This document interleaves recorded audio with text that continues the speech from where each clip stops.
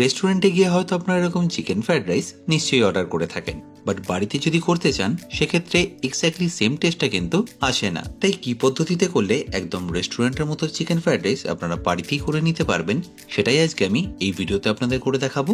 সাথে অবশ্যই থাকবে অনেক টিপস অ্যান্ড ট্রিক্স।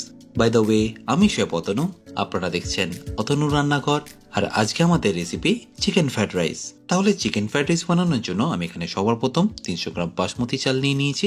এটাকে আমি অবশ্যই একটু ভালো করে ধুয়ে নেবো, বাট তার আগে একটা ছোট্ট ইনফরমেশন দিয়ে রাখি।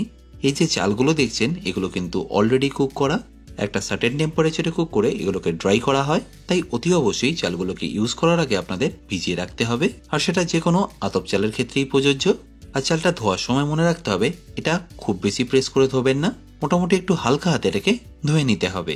প্রথমবার জলটা ধোয়ার সময় একটু এরকম ঘোলাটে হয়ে যাবে, বাট 2 থেকে 3 বার জলটা চেঞ্জ করে যদি আপনারা ভালো করে ধুয়ে নেন তাহলে জলটা দেখবেন এরকম পরিষ্কার হয়ে গেছে। ব্যাস, এবার এটাকে আপনাদের ভিজিয়ে রাখতে হবে মিনিমাম 30 মিনিট মতো, যাতে রাইসগুলো একটু নরম হয়ে আসে।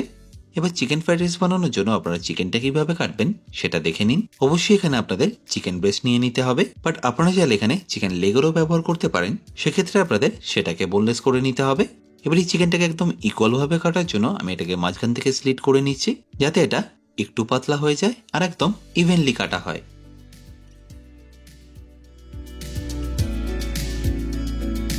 তাহলে দেখতেই পেলেন চিকেনের পিসগুলো আমি কিন্তু খুব বেশি বড় বড় রাখিনি, আবার যে একদম ছোট ছোট রেখেছি তাও কিন্তু নয়।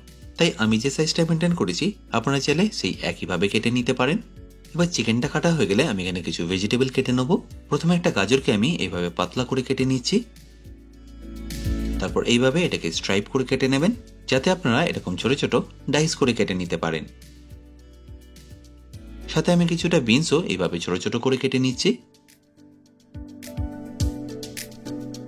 যেহেতু আমি এখানে 2 ধরনের ক্যাপসিকাম ব্যবহার করছি, তাই আমি এক একটা ক্যাপসিকামের হাফ অংশ কেটে নেবো, আর সেটাকে এইভাবে ছোট ছোট করে ডাইস করে নেবো।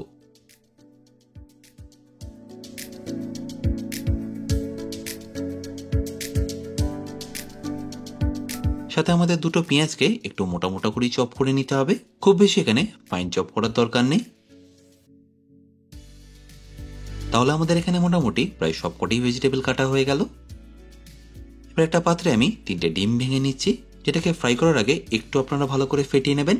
আর এই ফ্রাইড রাইসের জন্য আপনারা ডিমটা কিভাবে ফ্রাই করবেন সেটা আপনাদের নিশ্চয়ই দেখাবো, বাট তার আগে খুব তাড়াতাড়ি আপনাদের রাইসটাও বয়েল করে দেখাচ্ছি, কারণ ফ্রাইড রাইসের জন্য চালটা খুবই ইম্পর্টেন্ট। সেটা পারফেক্টলি বয়েল না হলে টেস্টটা একদমই ভালো আসবে না। এবার জলটা যখনই দেখবেন এরকম গরম হয়ে এসছে তখন এখানে দিয়ে দিতে হবে স্বাদ মতো নুন। নুনের পরিমাণটা এখানে একটু ছড়া রাখবেন, যাতে রাইসগুলোর মধ্যে নুনটা একটু ভালোভাবে ঢুকে যায়। এবার জলটা একটু ফুটে আসলে আমাদের এখানে দিয়ে দিতে হবে ভিজিয়ে রাখা চালটা, আর সাথে অবশ্যই একটু তেল দিতে ভুলবেন না। তেলটা দেওয়ার কারণেই রাইসটা বেশ অনেকটাই ঝুরো ঝুরো হবে।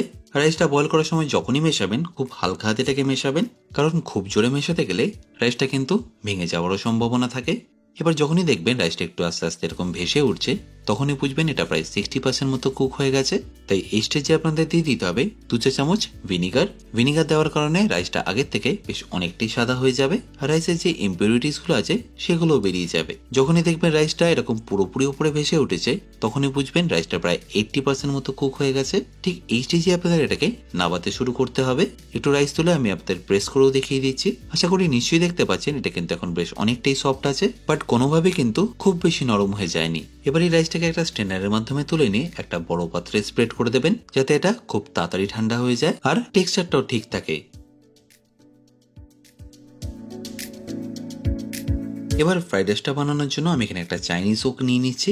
আপনাদের কাছে যদি এরকম ওক না থাকে তাহলে গ্যাসের কড়াইতে এটা ইজিলি বানাতে পারবেন। আর ফ্রাইড রাইসটা বানানোর আগে আমি সামান্য একটু জল নিয়ে গাজর আর মিক্সটাকে সেদ্ধ করে নেবো। আপনারা চাইলে এটাকে ভেজেও নিতে পারেন, তাই সেক্ষেত্রে আপনাদের টাইমটা একটু বেশিই লাগবে। তাই গ্যাসের ফ্লেমটাকে হাই করে 1 থেকে 1.5 মিনিট এটাকে একটু ভালো করে সেদ্ধ করে নিন। এবার ওই একই কড়াইতে আমি সামান্য একটু তেল নিয়ে ডিমটাকে ভেজে নেবো। যেহেতু আমি ডিমটাকে আগে থেকেই ফেটিয়ে রেখেছিলাম তাই এটা অলরেডি ফ্লাফি আছে, আর ফ্লাফি থাকার কারণে ডিমটা ফ্রাই করার পরে বেশ অনেকটাই নরম থাকে। আর এই ডিমটাতে অতি অবশ্যই একটু নুন আর গোলমরিচ দিতে ভুলবেন না। নিচের দিকটা একটু ফ্রাই হয়ে গেলে তারপর পুরো ডিমটাকেই এভাবে ভালো করে একটু স্ক্রাম্বল করে নেবেন। এখানে ডিমটা আপনাদের যে খুব বেশি ফ্রাই করতে হবে তা কিন্তু নয়। যখনই দেখবেন এরকম একটু হালকা সফট আছে তখন এটাকে আপনাদের তুলে নিতে হবে। এবার ফাইনালি ফ্রাইড রাইসটা বানানোর জন্য আমি একই কড়াইতে নিয়ে নিচ্ছি সাদা তেল। আর তেলটা একটু গরম হয়ে গেলে আমি এখানে দিয়ে দেবো একটু রসুন কুচি আর আদা কুচি। বাট চিকেন ফ্রাইড রাইসের ক্ষেত্রে রসুনের পরিমাণটা আপনাদের একটু বেশি রাখতে হবে। আর এই আদা রসুনটাকে আপনাদের খুব বেশি লাল করে ভাজতে হবে না, জাস্ট যখনই দেখবেন এর কাঁচা গন্ধটা চলে গেছে তখন এখানে দিয়ে দিতে হবে আমাদের কেটে রাখা চিকেনটা। চিকেনটা দেওয়ার পরে গ্যাসের ফ্লেমটা আপনারা একদম হাই করে দেবেন। আর এক্স্যাক্টলি ঘড়ি ধরে এটাকে আপনারা ঠিক 1.5 মিনিট মতো কুক করবেন। তাহলেই দেখবেন চিকেনটা একদম পারফেক্টলি জুসি আছে আর ওপর থেকেও একটা হালকা কালার চলে এসছে। এবার এই চিকেনের সাথে আমাদের ভেজে নিতে হবে পেঁয়াজ ও ক্যাপসিকাম। এটাও মোটামুটি আপনারা 2 মিনিট মতো ভেজে নেবেন।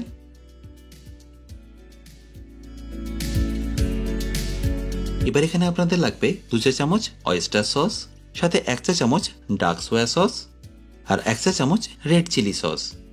আর সাথে আমরা যে ভেজিটেবলটা বয়েল করে রেখেছিলাম সেটাও এখানে দিয়ে দেবো। আর সাথে একটু ঝালের জন্য গ্রিন চিলি দিতে ভুলবেন না। এবার অনেকেই ভাবতে পারেন এই অয়েস্টার সস আপনারা কোথায় পাবেন। সেক্ষেত্রে বলে রাখি যে কোনো বড় সুপার মার্কেটে আপনারা এটা ইজিলি পেয়ে যাবেন। আর যদি না পান আমি ডেসক্রিপশনে তার লিঙ্কটা দিয়ে রাখবো, অ্যামাজন থেকে আপনারা এটা ইজিলি কিনে নিতে পারবেন। আর যদি মনে হয় আপনারা অয়েস্টার সস ছাড়াই করবেন সেক্ষেত্রে আপনারা এখানে একটু টমেটো কেচাপ ব্যবহার করতে পারেন।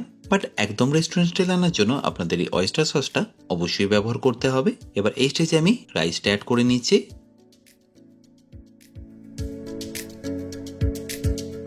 আর অবশ্যই এখানে নুন আর গোলমরিচটা দিতে ভুলবেন না। সব রেস্টুরেন্টে মোটামুটি আজিনামোটো বা চিকেন ব্রথ পাউডার ব্যবহার করা হয়, আমি এখানে এটা ব্যবহার করলাম। বাট আপনাদের যদি মনে হয় এটা ছাড়াই করে নেবেন তাহলেও করে নিতে পারেন, সেক্ষেত্রে টেস্টটা একটু ডিফারেন্ট আসবে। এবারে সবকিছুর সাথে আমি রাইসটাকে ভালো করে মিশিয়ে নিচ্ছি। আর অবশ্যই এখানে একটু সামান্য চিনি দিতে ভুলবেন না। একবার ভালো করে মেশানো হয়ে গেলে আমাদের ভেজে রাখা ডিমগুলো এখানে দিয়ে দেবো। আর দিয়ে দেবো সামান্য একটু পেঁয়াজ পাতা। তাহলে আশা করি নিশ্চয়ই দেখতে পাচ্ছেন এটা বানানো কতটা সিম্পল।